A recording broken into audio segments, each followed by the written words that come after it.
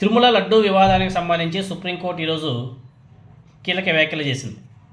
Already ఇప్పటికే ప్రత్యేక దర్యాప్తు బృందం అంటే సిట్ పనిచేస్తున్నటువంటి నేపథ్యంలో మరో ఏకసభ్య కమిషన్ ఏర్పాటు చేయడం సరికాదు అని చెప్పేసి సుప్రీంకోర్టు ఏపీ ప్రభుత్వం అంటే కూటమి ప్రభుత్వానికి చాలా స్పష్టంగా అర్థమయ్యే రీతిలో చెప్పడం జరిగింది. విచారణ పాలనాపరమైన అంశాలకే పరిమితం కావాలి, చట్టబద్ధ ప్రక్రియలను తప్పనిసరిగా పాటించాలి అని చెప్పేసి సుప్రీంకోర్టు ఆదేశాలు ఇచ్చింది.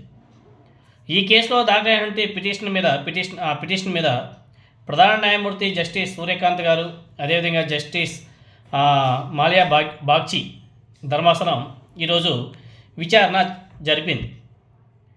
సిట్ నివేదిక మీద కొత్త కమిటీ వేయడానికి సవాల్ చేస్తూ సుబ్రహ్మణ్య స్వామి గారు మొన్న పిటిషన్ కూడా దాఖలు చేశారు.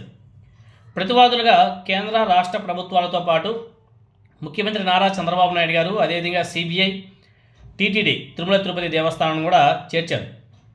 కేసులో ఇప్పటికే సిట్ను కోర్టే నియమించింది, గౌరవ సుప్రీంకోర్టే నియమించింది. అదే సమయంలో రాష్ట్ర ప్రభుత్వం retired IAS officer Dinesh Kumar గారి నేతృత్వంలో మరో ఏకసభ్య కమిటీని ఏర్పాటు చేయడం సరైనది కాదు అనేసి గౌరవ సుప్రీంకోర్టు అభిప్రాయపడింది. మరోవైపు లడ్డూలో జంతు కొవ్వు కలిసిందన్న ఆరోపణలను ఎన్డీఆర్ఐ, అదేవిధంగా ఎన్డీడీబీ నివేదికలు కూడా ఖండించాయి. ఛార్జీషీట్లో కూడా ఈ అంశం చాలా స్పష్టంగా ఉందని చెప్పేసి సిబిఐ కూడా చెప్పింది.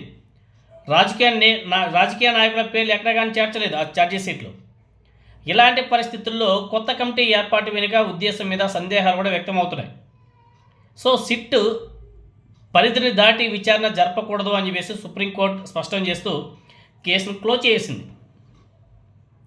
తర్వాత ఎక్కడ కానీ ఆ విచారణ అని చెప్పేసి ఎక్కడ కానీ చెప్పలేదు. అక్కడ గౌరవ సుప్రీంకోర్టు కేసును కూడా క్లోజ్ చేసింది. సో పరిధి దాటి దాని మించి ఎక్కువగా ఏకసభ్య కమిటీ విచారణ చేయకూడదని చెప్పేసి చాలా స్పష్టంగా గౌరవ సుప్రీంకోర్టు చెప్పడం జరిగింది. సో మరి నారా చంద్రబాబు నాయుడు గారి ఏకసభ్య కమిటీ ఏ విధంగా దాని మీద విచారణ చేస్తుంది, ఏంది కథ అనేది తెలియాల్సి ఉంది.